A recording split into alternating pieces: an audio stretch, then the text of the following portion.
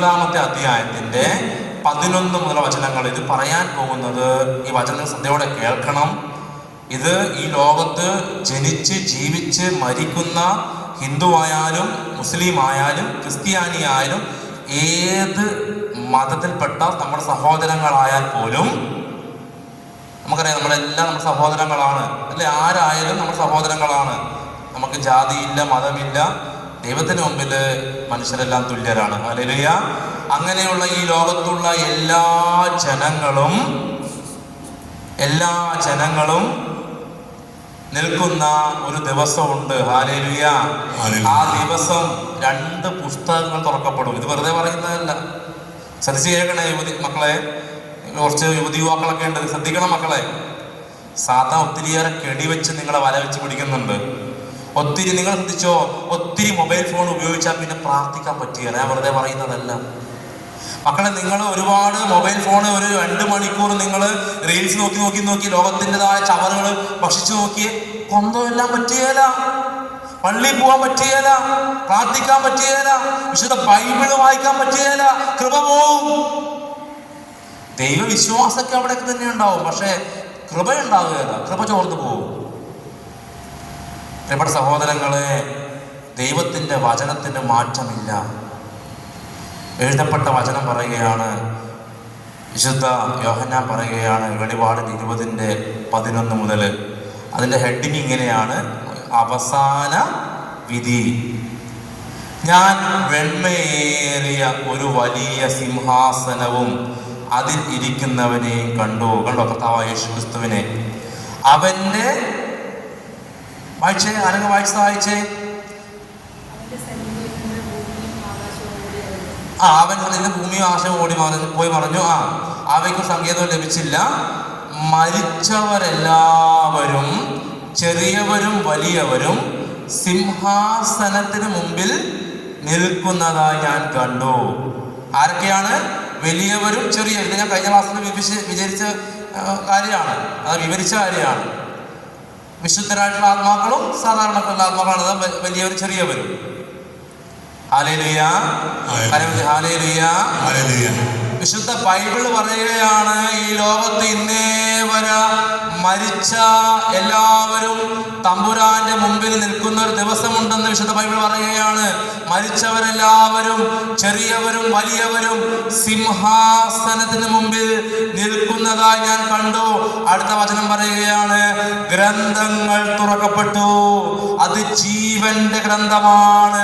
ഗ്രന്ഥങ്ങളിൽ എഴുതപ്പെട്ടിരിക്കുന്ന പ്രവൃത്തികൾക്കനുസൃതം മരിച്ചവർ വിധിക്കപ്പെട്ടു. ഹല്ലേലൂയ. വചനം പറയുകയാണ്, നമ്മൾ ചെയ്ത എല്ലാ പ്രവൃത്തികളും ദൈവത്തിൻ്റെ പുസ്തകത്തിൽ എഴുതപ്പെടുന്നുണ്ട്. എന്തെങ്കിലും സംശയം ഉണ്ടെങ്കിൽ നമുക്ക് നോക്കാം. ദാനിയേലിന്റെ പുസ്തകം എടുത്ത്, ദാനിയേലിന്റെ പുസ്തകത്തിൽ 7-ാമത്തെ അധ്യായത്തിന്റെ അവിടെ 9-ഉം 10-ഉം വചനം പറയുകയാണ്.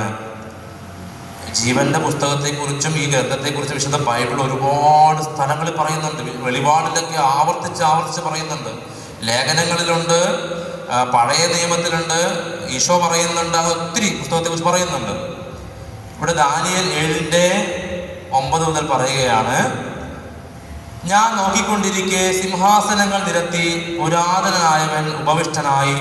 അവന്റെ വസ്ത്രം മഞ്ഞുപോലെ ധവളം, തലമുടി നിർമ്മലമായ ആട്ടിൻ രോമം പോലെ. തീജ്വാലകളായിരുന്നു അവന്റെ സിംഹാസനം, അതിന്റെ ചക്രങ്ങൾ കത്തിക്കാളുന്ന അഗ്നി. ദാനിയേൽ കാണുകയാണ് അവസാന പൊതുവിധിയെ കുറിച്ച്. അവന്റെ മുമ്പിൽ നിന്ന് അഗ്നിപ്രവാഹം പുറപ്പെട്ടു. 1000 പേർ അവനെ സേവിച്ചു. 10,000 പേർ അവന്റെ മുമ്പിൽ നിന്നു. അടുത്ത വചനം പറയുകയാണ്, ന്യായാധിപ സഭ ന്യായവിധിക്ക് ഉപവിഷ്ടമായി ഗ്രന്ഥങ്ങൾ തുറക്കപ്പെട്ടു. ഹല്ലേലൂയ. അവസാന പൊതുവിധിയില് ദൈവത്തിന്റെ പുസ്തകം തുറക്കപ്പെടുമെന്നും നമ്മൾ ചെയ്ത എല്ലാ നന്മകളും തിന്മകളും എഴുതിയ ആ പ്രവൃത്തികൾക്കനുസൃതമാണ് വിധിക്കുക എന്നും ഒരു ഗ്രന്ഥമുണ്ട് എന്നും ദാനിയേൽ പ്രവാചകൻ പ്രവചിക്കുകയാണ്. നിങ്ങൾ നോക്കുവാണ് വീണ്ടും ദാനിയേൽ പുസ്തകത്തിലെ 12-ാമത്തെ അധ്യായത്തിന്റെ 1-ാമത്തെ വാക്യം പറയുകയാണ്. ഇത് യുഗാന്ത്യത്തെ കുറിച്ച്. അതിന് ഹെഡിങ് തന്നെ യുഗാന്ത്യം എന്നാണ് കാണാൻ സാധിക്കുക. അക്കാലത്ത് നിന്റെ ജനത്തിന്റെ ചുമതല വഹിക്കുന്ന മഹാപ്രഭുവായ മിഖായേൽ എഴുന്നേൽക്കും. ജനത രൂപം പ്രാപിച്ചത് മുതൽ ഇന്നേ വരെ സംഭവിച്ചിട്ടില്ലാത്ത കഷ്ടതകൾ അന്നുണ്ടാവും. എപ്പോഴും യുഗാന്ത്യത്തില് നമ്മളതിലേക്കാണ് പോയിക്കൊണ്ടിരിക്കുന്നത്. എന്നാൽ ഗ്രന്ഥത്തിൽ പേരുള്ള നിന്റെ ജനം മുഴുവൻ രക്ഷപ്പെടും. ദൈവത്തിന്റെ വചനം പറയുകയാണ്, എന്നാൽ ഗ്രന്ഥത്തിൽ പേരുള്ള നിന്റെ ജനം മുഴുവൻ രക്ഷിക്കപ്പെടും. ഇനി ദാനിയേലിന്റെ 12-ാമത്തെ അധ്യായത്തിന്റെ 2-ാമത്തെ വാക്യം പറയുകയാണ്, ഭൂമിയിലെ പൊടിയിൽ ഉറങ്ങുന്ന അനേകർ ഉണരും, ചിലർ നിത്യജീവനായും ചിലർ ലജ്ജയ്ക്കും നിത്യനിന്ദയ്ക്കുമായും. പ്രിയപ്പെട്ട സഹോദരങ്ങളെ, ഞാൻ ആമുഖമായി ഇതിൽ അധികം പോകുന്നില്ല, കാരണം നിങ്ങൾക്ക് ഒത്തിരി വചനം തന്നു കഴിഞ്ഞാൽ ചിലപ്പം എല്ലാം കൂടി ഒന്നും മനസ്സിലാവുകയില്ല. പക്ഷേ വചനം പറയുകയാണ്, അവസാന പൊതുവിധിയുണ്ട്. ആ പൊതുവിധിയില് ദൈവത്തിന്റെ 2 പുസ്തകങ്ങൾ എഴുതപ്പെട്ടിട്ടുണ്ട്. ഒന്ന് ജീവിക്കാനുള്ളവരുടെ പുസ്തകം, അത് ജീവന്റെ പുസ്തകം. 2-ാമത്തെ പുസ്തകം ലോകത്ത് ഇന്നേ വരെ ജനിച്ച എല്ലാവരുടെയും പേര് എഴുതപ്പെട്ട, പ്രവർത്തികൾ എഴുതപ്പെട്ട പുസ്തകം. Hallelujah, hallelujah, hallelujah. സ്നേഹമുള്ളവരെ, നമ്മൾ ജീവിക്കുമ്പോൾ നമ്മൾ ഓർക്കുന്നുണ്ടോ നമ്മൾ പറയുന്ന വാക്കുകളും ചെയ്യുന്ന പ്രവൃത്തികളും ദൈവത്തിന്റെ പുസ്തകത്തിൽ എഴുതുന്നുണ്ടെന്ന്? എത്ര പേർക്ക് ഇതിന്റെ ഗൗരവമുണ്ട്? പ്രിയപ്പെട്ട സഹോദരങ്ങളെ, നമ്മുടെ മരുമകളെ കുറിച്ച് കുറ്റം പറയുമ്പോൾ, അയൽക്കാരനെ കുറ്റം പറയുമ്പോൾ, പരദൂഷണം പറയുമ്പോൾ, പോൺ മൂവി കാണുമ്പോൾ, വ്യഭിചാരം ചെയ്യുമ്പോൾ, അന്യപുരുഷനുമായി സ്ത്രീയുമായി ബന്ധത്തിൽ ഏർപ്പെടുമ്പോൾ, കുറ്റം പറയുമ്പോൾ, കള്ളം പറയുമ്പോൾ, അയൽക്കാരനെ ദ്രോഹിക്കുമ്പോൾ, പ്രിയപ്പെട്ട സഹോദരങ്ങളെ, നമ്മൾ ഓർക്കുന്നുണ്ടോ ഇതെല്ലാം ദൈവത്തിന്റെ പുസ്തകത്തിൽ എഴുതപ്പെടുന്നുണ്ടെന്ന്? ഹല്ലേലൂയ. പ്രിയപ്പെട്ട സഹോദരങ്ങളെ, ഇതുപോലെയുള്ള ഒത്തിരിയേറെ വചനങ്ങൾ, ഒരു വചനം കൂടി വായിക്കാം.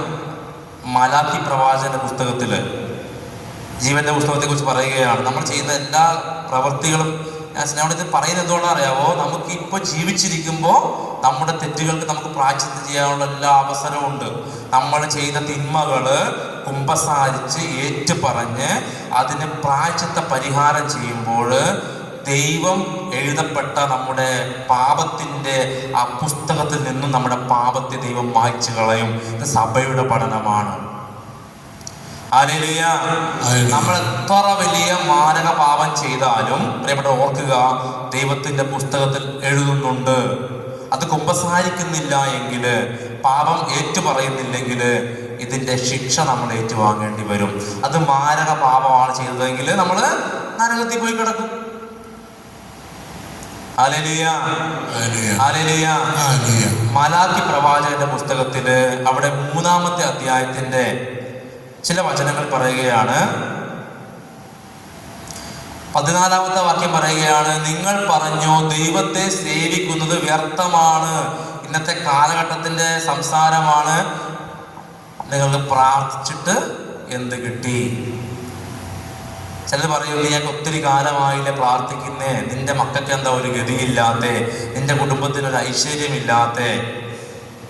ചിലർ പറയും, സ്വയം പറയും, ദൈവമേ ഇത്രയും പ്രാർത്ഥിച്ചിട്ടും പള്ളിയിൽ പോയിട്ടും എനിക്കിത് വന്നല്ലോ. ഇങ്ങനെയുള്ള ഒത്തിരി പരാതികളുണ്ട്. നമ്മുടെ അയൽവാസികളായിരിക്കാം, ജീവിത പങ്കാളിയായിരിക്കാം, നമ്മളെ കുറ്റപ്പെടുത്തും, പറയും നീ പള്ളിയിൽ പോയിട്ട് നിനക്ക് എന്ത് കിട്ടി? ഇവിടെ വചനം പറയുകയാണ്, നിങ്ങൾ പറഞ്ഞു ദൈവത്തെ സേവിക്കുന്നത് വ്യർത്ഥമാണ്. അവിടുത്തെ കൽപ്പനകൾ അനുസരിക്കുന്നത് കൊണ്ടും സൈന്യങ്ങളുടെ കർത്താവിന്റെ മുൻപിൽ വിലാപം ആചരിക്കുന്നവരെ പോലെ നടക്കുന്നത് കൊണ്ടും എന്ത് പ്രയോജനമെന്ന് ചിലപ്പോൾ പറയും. ചിലപ്പോൾ നമുക്ക് തോന്നാം, ഈ കള്ളു കുടിക്കാതിരുന്നിട്ട് എന്ത് കാര്യം, പുകവലിക്കാതിരുന്നിട്ട് എന്ത് കാര്യം, ഈ പാപം ചെയ്യാതിരുന്നാൽ എനിക്ക് എന്ത് കിട്ടും, കർത്താവിൻ്റെ കൽപ്പനകള് പാലിച്ചില്ലെങ്കിൽ എന്താണ് എനിക്ക് നഷ്ടമാകുന്നത്? അപ്പോൾ ദൈവത്തിന്റെ വചനം പറയുകയാണ് 15 മുതൽ, ഇനിമേൽ അഹങ്കാരികളാണ് ഭാഗ്യവാന്മാർ എന്ന് ഞങ്ങൾ കരുതും, ദുഷ്കർമ്മികൾ അഭിവൃദ്ധിപ്പെടുക മാത്രമല്ല ദൈവത്തെ പരീക്ഷിക്കുമ്പോൾ അവർ രക്ഷപ്പെടുകയും ചെയ്യുന്നു. അന്ന് കർത്താവിനെ ഭയപ്പെട്ടിരുന്നവർ പരസ്പരം സംസാരിച്ചു. അവർ പറഞ്ഞത് കർത്താവ് ശ്രദ്ധിച്ചു കേട്ടു. കർത്താവിനെ, അതായത് നമ്മൾ പറയുമോ പ്രാർത്ഥിക്കാത്തവന് കുഴപ്പമില്ല, പള്ളിയിൽ പോകാത്തതിന് കുഴപ്പമില്ല, അവർക്കെല്ലാം കിട്ടുന്നുണ്ട്, അവരുടെ മക്കൾക്ക് ഉന്നത സ്ഥിതിയുണ്ട്, സാമ്പത്തികമുണ്ട്, എല്ലാം ഉണ്ട്. ഇന്നത്തെ കാലഘട്ടത്തിൽ സ്വരമാണിത്. അപ്പോൾ ദൈവത്തിന്റെ വചനം പറയുകയാണ്, 16-ാമത്തെ വാക്യം, കർത്താവിനെ ഭയപ്പെടുകയും അവിടുത്തെ നാമം ധ്യാനിക്കുകയും ചെയ്യുന്നവരെ ഓർമ്മിക്കേണ്ടതിന് ഒരു ഗ്രന്ഥം അവിടുത്തെ മുമ്പിൽ എഴുതപ്പെട്ടു. ഹല്ലേലൂയ. ദൈവത്തിന്റെ വചനം പറയുകയാണ്, അവിടുത്തെ മുമ്പിൽ ഒരു ഗ്രന്ഥം എഴുതപ്പെട്ടു. കണ്ടോ, നമ്മളെ ഓർമ്മിക്കേണ്ടതിന് ജീവിക്കാനുള്ളവരുടെ പുസ്തകം. നമ്മൾ മറക്കരുത് സ്നേഹമുള്ളവരെ. കർത്താവിൻ്റെ കൽപ്പനകൾ കാത്ത് വിശുദ്ധിയോട് ജീവിക്കുന്ന, പരിശുദ്ധ കുർബാന മുടക്കാതെ, കുമ്പസാരം മുടക്കാതെ വിശുദ്ധിയിൽ ജീവിക്കുന്ന ഒരു ജനത്തിൻ്റെ പേര് വ്യക്തിപരമായി ദൈവം ജീവന്റെ പുസ്തകത്തിൽ മാറ്റി എഴുതിയിട്ടുണ്ട്. ഇതൊന്നും വ്യർത്ഥമല്ല. വചനം പറയുകയാണ്, ഇതൊന്നും വ്യർത്ഥമല്ല. നീ മുട്ടിൽ നിന്ന് പ്രാർത്ഥിക്കുന്നതും, കൊന്ത ചൊല്ലുന്നതും, ബൈബിൾ വായിക്കുന്നതും, പള്ളിയിൽ പോകുന്നതും, ധ്യാനിക്കുന്നതും, സൽകൃത്യങ്ങൾ ചെയ്യുന്നതും, നന്മ ചെയ്യുന്നതും ഒന്നും സ്നേഹമുള്ളവരെ വ്യർത്ഥമല്ല. ഇതിന് പ്രതിഫലമുണ്ട്. ഈ പ്രതിഫലമാണ് നിത്യജീവൻ. ഹല്ലേലൂയ. പ്രിയപ്പെട്ട സഹോദരങ്ങളെ, അവസാന കാലത്തൊരു വേർതിരിവുണ്ട്. മറക്കരുത്. ഇടയൻ കോലാടുകളെ ചെമ്മരിയാടുകളിൽ നിന്നും വേർതിരിക്കുന്നത് പോലെ ദുഷ്ടന്മാരെയും തിന്മ പ്രവർത്തിക്കുന്നവരെയും പ്രാർത്ഥിക്കുന്നവരെയും പ്രാർത്ഥിക്കാത്തവരും തമ്മിൽ വേർതിരിക്കുന്ന ഒരു ദിവസമുണ്ട്. അന്നും മനസ്സിലാകും പ്രിയപ്പെട്ട സഹോദരങ്ങളെ, ഞാൻ പ്രാർത്ഥിച്ച പ്രാർത്ഥന വെറുതെ ആയിരുന്നില്ല, ഞാൻ കുമ്പസാരിച്ചത് വെറുതെ ആയിരുന്നില്ല, ഞാൻ വിശുദ്ധിയിൽ ജീവിച്ചത്, തിന്മ കാണാതിരിക്കുവാൻ വേണ്ടി എൻ്റെ കണ്ണുകൾ ഞാൻ അടച്ചത് കർത്താവേ വെറുതെ ആയിരുന്നില്ല. നമ്മൾ ആ സത്യം മനസ്സിലാക്കണം പ്രിയപ്പെട്ട സഹോദരങ്ങളെ. ഇപ്പോ ഗോതമ്പിന്റെ ഇടയിൽ കളകൾ വളരുന്നുണ്ട്. അതായത് അതിന്റെ വചനത്തിന്റെ അർത്ഥം ഇതാണ്, ഇപ്പോൾ നന്മ ചെയ്യുന്നവരും തിന്മ ചെയ്യുന്നവരും ഒരുപോലെ വളരും. പക്ഷേ യുഗാന്ത്യത്തിൽ ഇത് രണ്ടിനെയും വേർതിരിക്കും ദൈവം. Hallelujah, hallelujah. പ്രിയപ്പെട്ട സഹോദരങ്ങൾ, ഇത് ഞാൻ പറയുന്നതല്ല. നിങ്ങൾ നോക്കിയേ, വിശുദ്ധ മത്തായി സുവിശേഷത്തിന്റെ 25-ാമത്തെ അധ്യായം എടുത്ത്, വിശുദ്ധ മത്തായി സുവിശേഷത്തിന്റെ 25. ഇവിടെ വേർതിരിവിനെ കുറിച്ച് പറയുന്നുണ്ട്. അവിടെ 31 മുതലുള്ള വചനങ്ങളിൽ അവിടെയും വെളിപ്പെടുന്ന അവസാന വിധി. ഹല്ലേലൂയ. പ്രിയപ്പെട്ട സഹോദരങ്ങളെ, നമുക്ക് ഈ ജീവിച്ചിരിക്കുമ്പോൾ മാത്രമേ നമ്മളെ ജീവിതം കറക്റ്റ് ചെയ്യാൻ പറ്റുള്ളൂ. മരിച്ചു കഴിഞ്ഞാൽ പിന്നെ ഒന്നും ചെയ്യാൻ പറ്റുകയില്ല. Hallelujah, hallelujah, hallelujah. അവസാന വിധിയെക്കുറിച്ച് പറയുകയാണ്, മനുഷ്യപുത്രൻ എല്ലാ ദൂതന്മാരോടും കൂടെ മഹത്വത്തിൽ എഴുന്നള്ളുമ്പോൾ അവൻ തൻ്റെ മഹിമയുടെ സിംഹാസനത്തിൽ ഉപവിഷ്ടനാകും. എല്ലാവരെയും വിധിക്കുവാൻ കർത്താവായ യേശുക്രിസ്തു ഒരു സിംഹാസനത്തിൽ ഇരിക്കുന്ന ഒരു ദിവസമുണ്ടെന്ന് വചനം പറയുകയാണ്. അടുത്ത വചനം, അവന്റെ മുമ്പിൽ എല്ലാ ജനതകളും ഒരുമിച്ച് കൂട്ടപ്പെടും. കണ്ടോ, അവന്റെ മുമ്പിൽ എല്ലാ ജനതകളും ഒരുമിച്ച് കൂട്ടപ്പെടും അവസാന പൊതുവിധിയില്. ഇടയൻ ചെമ്മരിയാടുകളെ കോലാടുകളിൽ നിന്നും വേർതിരിക്കുന്നത് പോലെ അവൻ അവരെ തമ്മിൽ വേർതിരിക്കും. കണ്ടോ, ഒരു വേർതിരിവ്. ചെമ്മരിയാടുകളെയും കോലാടുകളെയും തമ്മിൽ വേർതിരിക്കുന്നു. വിശുദ്ധിയിൽ ജീവിക്കുന്നവരെയും വിശുദ്ധിയിൽ ജീവിക്കാത്തവർ തമ്മിലുള്ള ഒരു വേർതിരിവ്. Hallelujah, hallelujah. നീതിമാന്മാരെയും ദുഷ്ടന്മാരെയും തമ്മിലുള്ള വേർതിരിവ്. നിങ്ങൾ ശ്രദ്ധിക്കണേ, ഈ വചനത്തെ ഓർക്കണേ. നീതിമാന്മാരെയും ദുഷ്ടന്മാരെയും വേർതിരിക്കുന്ന ദിവസമുണ്ട്. ഇപ്പൊ തോന്നും ഈ കള്ളു കുടിക്കാതെ ജീവിച്ചാൽ എനിക്ക് എന്ത് പ്രയോജനം. വിശുദ്ധിക്ക് വേണ്ടി വലിയ വില കൊടുക്കണം പ്രിയപ്പെട്ടവരെ. പ്രത്യേകിച്ച് നമ്മളെ നാവിനെ സൂക്ഷിക്കണം. ഈ നാവാണ് നമ്മുടെ കൃപ മുഴുവൻ ചോർത്തിക്കളയുന്നത്. തെറിവിളി, കുറ്റം പറച്ചിലുകൾ, അടക്കം പറച്ചിലുകൾ, പിറുപിറുപ്പ്. നിങ്ങൾ എന്നെ അടക്കം ഞാൻ പറയുന്നത്, നമ്മൾ ഈശോയോട് പ്രാർത്ഥിക്കണം. ഈശോയെ, എൻ്റെ നാവ് കൊണ്ട് എനിക്ക് നന്മ മാത്രം പറയാൻ ഇടവരുത്തണേ. നമ്മുടെ നാവ് നമ്മളെ ചിലപ്പോൾ നരകത്തിൽ കൊണ്ടിടും. ഹല്ലേലൂയ, കരവർത്തി ഹല്ലേലൂയ, ശക്തിയോടെ ഹല്ലേലൂയ, അഭിഷേകത്തോടെ ഹല്ലേലൂയ. പ്രിയപ്പെട്ട സഹോദരങ്ങളെ, ഞാൻ പെട്ടെന്ന് പറയുകയാണ്, വചനം പറയുകയാണ്. ചെമ്മരി ആളുകളെ തൻ്റെ വലതുവശത്തും കോലാളുകളെ ഇടതുവശത്ത് നിർത്തും. പ്രിയപ്പെട്ട സഹോദരങ്ങൾ നോക്കണേ, ഇതിൻ്റെ നല്ലൊരു വ്യാഖ്യാനം വിശുദ്ധ മത്തായി സുവിശേഷത്തിൻ്റെ 13:47 മുതൽ കിടക്കുന്നുണ്ട്. ഞാൻ കഴിഞ്ഞ വർഷം എടുത്തോ എനിക്ക് അറിയില്ല, ഓർമ്മയില്ല. എങ്കിലും നിങ്ങൾക്ക് മനസ്സിലാവുന്ന രീതിയിൽ ഞാൻ പറയാൻ ശ്രമിക്കുകയാണ്. നിങ്ങൾ കൈകളിൽ ബൈബിളിൻ്റെ എടുത്ത് വിശുദ്ധ മത്തായി സുവിശേഷത്തിൻ്റെ 13:47 മുതൽ നല്ല കൃത്യമായ ശുഭം പറയുകയാണ്. എല്ലാവർക്കും മനസ്സിലാവുന്ന രീതി പറയുകയാണ്. ഞാൻ പറയാൻ കാരണം എന്നറിയാവോ, ഇന്ന് ഒത്തിരി പേർക്ക് ഈ പ്രാർത്ഥന മുന്നോട്ട് പോണോ എന്ന സംശയത്തിലാണ് നിൽക്കുന്നത്. 2 സഹനം വന്നാൽ പിന്നെ പള്ളി പോവുകയില്ല, പ്രാർത്ഥിക്കുകയില്ല. കുടുംബത്തിൽ 2 പ്രശ്നം വന്നാൽ പിന്നെ പ്രാർത്ഥിക്കുകയില്ല. Hallelujah, hallelujah, hallelujah. പ്രിയപ്പെട്ട സഹോദരങ്ങളെ, ദൈവത്തിൻ്റെ വചനം പറയുകയാണ്. വിശുദ്ധ മത്തായി സുവിശേഷം 13:47 മുതൽ വചനങ്ങൾ. ഈശോ പറയുകയാണ്, സ്വർഗരാജ്യം എല്ലാത്തരം മത്സ്യങ്ങളെയും ശേഖരിക്കാൻ കടലിൽ എറിയപ്പെട്ട വലയ്ക്ക് തുല്യം. ഈശോ പറയുകയാണ്. ഇവിടെ നമ്മൾ തൊട്ടുമുമ്പുള്ള വചനങ്ങളിൽ വായിച്ചു. ഒന്ന് വെളിപാടില് എന്താ വായിച്ചേ? മരിച്ചവരെല്ലാവരും വലിയവരും ചെറിയവരും. കണ്ടോ? 2 കാണാം, ഓർക്കുക, വലിയവരും ചെറിയവരും. നമ്മൾ വീണ്ടും വിശുദ്ധ മത്തായി 24 വായിച്ചു. അവന്റെ മുമ്പിൽ എല്ലാ ജനതകളും ഒരുമിച്ച് കൂട്ടപ്പെടും. Hallelujah, hallelujah. ശ്രദ്ധിക്കണേ പ്രിയപ്പെട്ട സഹോദരങ്ങളെ, ഇവിടെ വചനം പറയുകയാണ്, സ്വർഗരാജ്യം എന്ന് പറഞ്ഞാൽ എല്ലാത്തരം മത്സ്യങ്ങളെയും, അതിൻ്റെ അർത്ഥം ഇതാണ്, ലോകത്തുള്ള എല്ലാ ജനങ്ങളും. ഹല്ലേലൂയ.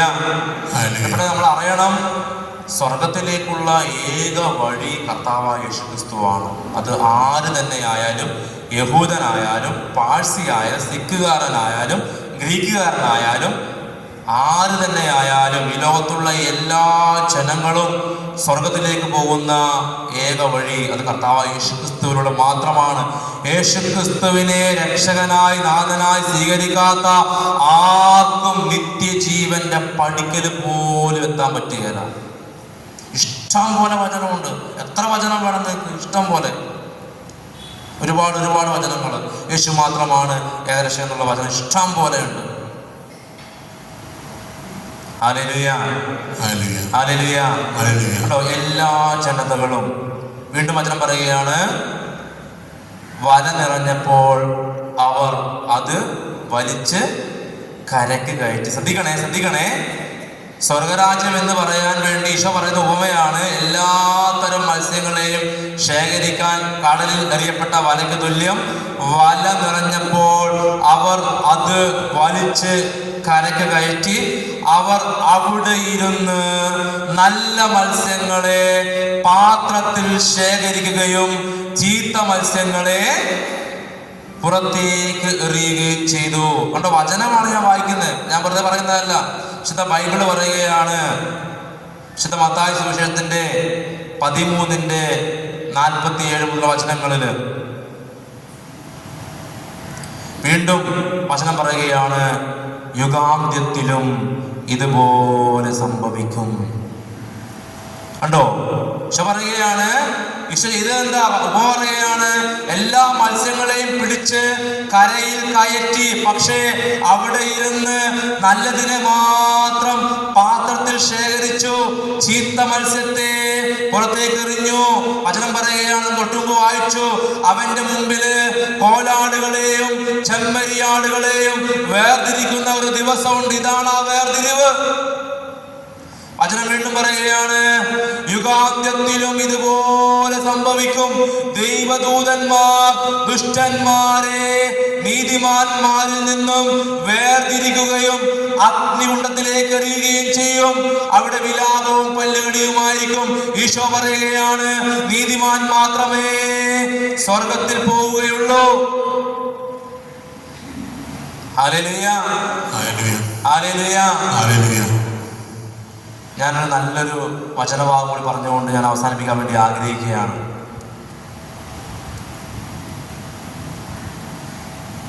ഈ ജീവന്റെ പുസ്തകത്തിൽ നമ്മുടെ പേര് എഴുതപ്പെടാനും നിലനിൽക്കാനും വേണ്ട കാര്യങ്ങൾ പുറപ്പാടിന്റെ പുസ്തകത്തിൽ 12:12 ഈ ജീവന്റെ പുസ്തകത്തെ കുറിച്ച് പറയുന്നുണ്ട്, മോശയോട് പറയുന്നുണ്ട്. അപ്പോൾ പാപം ചെയ്യുന്നവനെ, പാപത്തിൽ കഴിയുന്നവനെ ജീവന്റെ പുസ്തകത്തിൽ നിന്ന് അവന്റെ പേര് മായ്ച്ചു കളയുമെന്ന് പുറപ്പാടിന്റെ 32 പറയുന്നുണ്ട്. നിങ്ങൾ വായിച്ചു നോക്കി, സമയമില്ല, വായിച്ചു നോക്കിയാൽ മതി. ഒരുപാട് സ്ഥലങ്ങളിൽ പറയുന്നുണ്ട് വിശുദ്ധ ബൈബിളില്. പാപത്തിൽ കഴിയുന്നവനെ തിന്മയുടെ അന്ധകാരത്തിലേക്ക് തള്ളിക്കളയുവാൻ വേണ്ടി ജീവന്റെ പുസ്തകത്തിന് പേര് മായ്ച്ചു കളയും. Hallelujah, hallelujah. പ്രിയപ്പെട്ട സഹോദരങ്ങളെ, നമുക്ക് ഈ സ്വർഗത്തിലെ ഈ പുസ്തകത്തില് നമ്മുടെ സൽകൃത്യങ്ങൾ നിറയാൻ വേണ്ടി ഈ ഒരു ജപമാല മാത്രം മതി. സിമ്പിളായിട്ട് പറയുകയാണ്. ഓരോരുത്തർക്കും ഓരോ താലന്താണ് കിട്ടിയിരിക്കുന്നത്. ചിലർക്ക് പ്രഘോഷിക്കാനുള്ള വരം കിട്ടും, ചിലർക്ക് മധ്യസ്ഥ പ്രാർത്ഥന വരം കിട്ടും, ചിലർക്ക് പരിഹാരം ചെയ്യാനുള്ള വരം കിട്ടും, ചിലപ്പോൾ രോഗശാന്തി വരങ്ങളായിരിക്കാം, അത്ഭുതം പ്രവർത്തിക്കുന്ന ഓരോ വ്യത്യസ്തമായ താലന്തായിരിക്കാം. ഈ മധ്യസ്ഥ പ്രാർത്ഥന വരം കിട്ടാത്ത ആരും ലോകത്തില്ല. അതെല്ലാവർക്കും ഉള്ളവരാണ്. ഹല്ലേലൂയ. മത്തായി സുവിശേഷത്തിന്റെ 6:19 മുതൽ എടുക്കാവോ? വിശുദ്ധ മത്തായി, ഈ വചനം കൂടി ഞാൻ പറഞ്ഞുകൊണ്ട് അവസാനിപ്പിക്കാൻ വേണ്ടി പോവുകയാണ്. വിശുദ്ധ മത്തായി സുവിശേഷത്തിന്റെ 6-ാമത്തെ അധ്യായം 19 മുതൽ വചനം പറയുകയാണ്, ഭൂമിയിൽ നിക്ഷേപം കരുതി വെക്കരുത്. നിങ്ങൾ ശ്രദ്ധിക്കണേ, നിങ്ങൾ ചിന്തിക്കുക. ഈശോ പറയുകയാണ്, നിങ്ങൾ ഭൂമിയിൽ നിക്ഷേപം കരുതി വെക്കണ്ട. പക്ഷെ നമ്മുടെ ഈ ജീവിതം മുഴുവൻ, ഈ അധ്വാനം മുഴുവൻ ഈ ലോകത്തിന് വേണ്ടിയല്ലേ? ചിന്തിച്ചു നോക്കിയേ. ഞാൻ സത്യമല്ലേ ഞാൻ പറഞ്ഞത്? ഞാനടക്കം, എന്നെയും കൂട്ടിയാ പറയുന്നത്. നമ്മുടെ ഈ പ്രവൃത്തി മുഴുവൻ, ഈ വെട്ടിപ്പിടിക്കാനുള്ള ഓട്ടം മുഴുവൻ, ജീവിക്കുന്നത് തന്നെ ഈ ലോകത്തിന് ചില കാര്യം നടക്കാൻ വേണ്ടി മാത്രം. ഭൂമിയിൽ നിക്ഷേപം കരുതി വെക്കരുത് ഈശോ പറയുകയാണ്. എന്നാൽ അതിന് കാരണം പറയാൻ, തുരുമ്പും കീടങ്ങളും അവ നശിപ്പിക്കും, കള്ളന്മാർ തുരന്ന് മോഷ്ടിക്കും. നിങ്ങൾ ഒരു ജീവിതകാലം മുഴുവൻ അധ്വാനിച്ചിട്ട് 10,000 ഏക്കർ വാങ്ങിയാലും 100 പവൻ സ്വർണം വാങ്ങിയാലും ഒരു ദിവസം മരിക്കും. ആ മരിക്കുമ്പോൾ ഈ സ്വർണമോ സാധനമോ വസ്തുക്കളോ ഒന്നും കൊണ്ടുപോകാൻ സാധിക്കുമോ? പറ്റില്ല. നമ്മുടെ കൂടെ വരുന്നത് നമ്മുടെ സൽകൃത്യങ്ങൾ മാത്രമായിരിക്കും. പാട്ട് പാടുന്നില്ലേ, മരണം വരുമൊരു നാൾ ഓർക്കുക മർത്യാ, നീ കൂടെ പോരും നിൻ ജീവിത ചെയ്തികളും സൽകൃത്യങ്ങൾ ചെയ്യുക നീ അലസത കൂടാതെ. പ്രിയപ്പെട്ട സഹോദരങ്ങൾ, നമ്മൾ മരിക്കുന്ന സമയത്ത് നമ്മുടെ കൂടെ നമ്മൾ ചെയ്ത എല്ലാ പ്രവൃത്തിയും കൂടെ വരും. അല്ലാതെ കുറെ സ്ഥലമോ സ്വർണമോ ഒന്നും കൂടെ വരികയില്ല. പക്ഷെ പറയുകയാണ്, നിങ്ങൾ ഭൂമിയിൽ നിക്ഷേപം കരുതി വെക്കരുത്, തുരുമ്പും കീടങ്ങളും അവ നശിപ്പിക്കും, കള്ളന്മാർ തുരന്ന് മോഷ്ടിക്കും. അടുത്ത വചനം പറയുകയാണ്, എന്നാൽ സ്വർഗത്തിൽ നിങ്ങൾക്കായി നിക്ഷേപങ്ങൾ കരുതി വെക്കുക. ഈശോ പറയുകയാണ്, എന്നാൽ സ്വർഗത്തിൽ നിങ്ങൾക്കായി നിക്ഷേപങ്ങൾ കരുതി വെക്കുക. അവിടെ തുരുമ്പും കീടങ്ങളും അവ നശിപ്പിക്കുകയില്ല, കള്ളന്മാർ മോഷ്ടിക്കുകയില്ല. നിങ്ങളുടെ നിക്ഷേപം എവിടെയോ അവിടെ ആയിരിക്കും നിങ്ങളുടെ ഹൃദയവും. നിങ്ങളുടെ തലയുടെ മുകളിൽ എപ്പോഴും ചിന്ത എന്താ? ഈ ലോകത്തിന്റെ വ്യഗ്രതയാണോ നിത്യജീവനാണോ? ചിന്തിച്ചു നോക്കിയോ? നിങ്ങളുടെ നിക്ഷേപം എവിടെയാണോ അവിടെ നിങ്ങളുടെ ഹൃദയം ഉണ്ടാകുന്നത്. ഈ ഭൂമിയിലുള്ള ലോകത്തിന്റെ സ്വാധീനങ്ങളുടെ സാധ്യതകളാണ് നിക്ഷേപമെങ്കിൽ എപ്പോഴും നാളെയെ കുറിച്ച്, മക്കളെ കുറിച്ച്, ജോലിയെ കുറിച്ചുള്ള വ്യഗ്രത മാത്രമേ ഉണ്ടാവുകയുള്ളൂ. എന്നാൽ നിന്റെ നിക്ഷേപം സ്വർഗത്തിലാണെങ്കിൽ നിന്റെ തലയുടെ മുകളിൽ എപ്പോഴും കർത്താവേ നിത്യജീവൻ, നിത്യജീവൻ ഈ ചിന്തയെ ഉണ്ടാവുള്ളൂ. പക്ഷെ പറയുകയാണ്, നീ സ്വർഗത്തില് എന്തെങ്കിലും നിക്ഷേപം കരുതി വെച്ചാൽ അവിടെ അത് തുരുമ്പും കിടന്ന് നശിപ്പിക്കുകയില്ല എന്ന് ഈശോയുടെ വചനം പറയുകയാണ്. ഹല്ലേലൂയ. പ്രിയപ്പെട്ട സഹോദരങ്ങളെ, നമ്മൾ മരിച്ചു കഴിഞ്ഞ് സ്വർഗത്തിലേക്ക് പോകുമ്പോൾ സ്വർഗത്തിൽ പുസ്തകമുണ്ട്. ആ പുസ്തകത്തിൽ എന്തെങ്കിലും കിടക്കണം. നമ്മുടെ പലരുടെ അവസ്ഥ എന്ന് പറഞ്ഞു കഴിഞ്ഞാൽ അവിടെ ഇങ്ങോട്ടേക്ക് വലിച്ച് വലിച്ച് അക്കൗണ്ട് മൈനസ് ആണ്. ഇങ്ങോട്ടേക്ക് ആവശ്യം ചോദിക്കണ്ടെന്ന് പറയുന്നതല്ല പ്രിയമുള്ളവരെ. നമ്മൾ നമ്മുടെ നിയോഗങ്ങളും ആവശ്യങ്ങളൊക്കെ, ഭൂമിയിൽ വേണ്ട ആവശ്യങ്ങളൊക്കെ ഇങ്ങോട്ട് ചോദിച്ചതൊക്കെ മൈനസ് കിടക്കുക.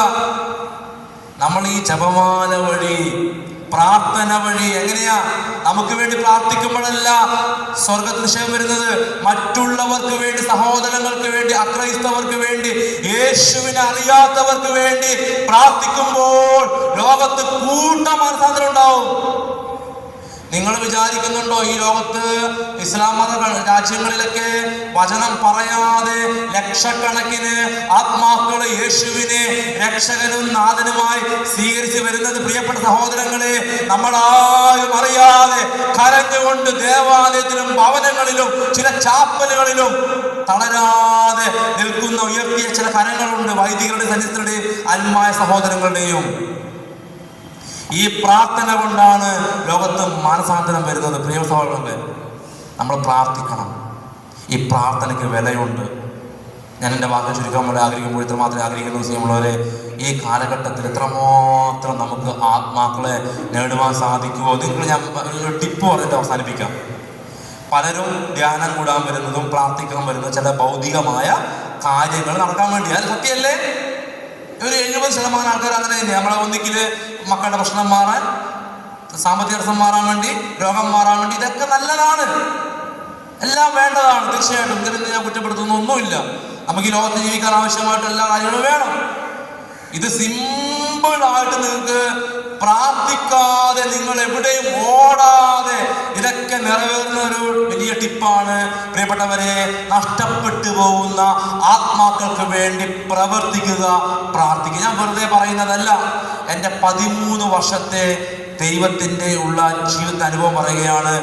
ഉള്ളിൻ്റെ ഉള്ളിൽ ഒരു ആഗ്രഹം പോലും പറയാതെ, അറിയാതെ ചെയ്തു തരുന്ന ഒരു കർത്താവാണ് നമ്മുടെ ദൈവം. എവിടെ പോയി കൈനീട്ടി ഓച്ചാൻ നിൽക്കാൻ കർത്താവ് അനുവദിക്കില്ല.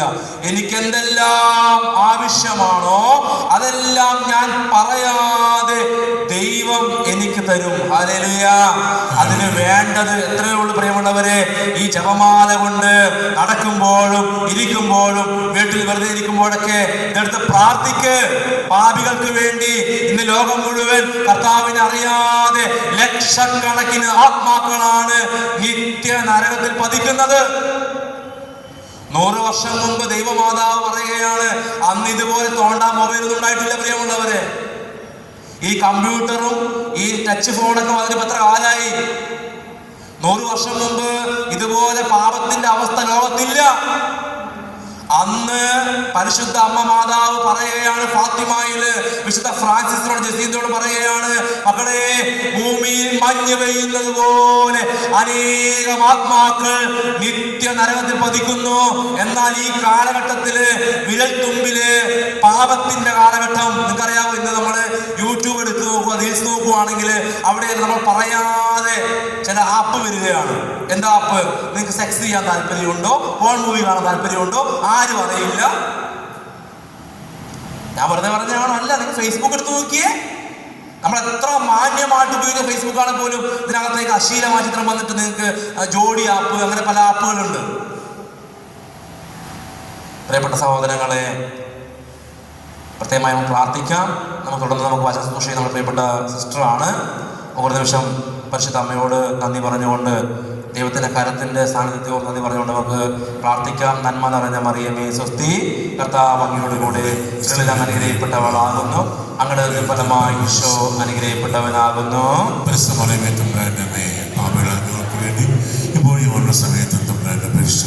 സ്നേഹമുള്ളവർ, നിങ്ങൾ ഇന്നത്തെ ആരാധനയ്ക്ക് വേണ്ടി പ്രത്യേകം പ്രാർത്ഥിച്ചൊരുങ്ങണം. നമുക്ക് ഒത്തിരി അഭിഷേകം വേണം, സൗഖ്യം വേണം, വിടുതൽ വേണം. അതുകൊണ്ട് നമ്മൾ ഇന്നത്തെ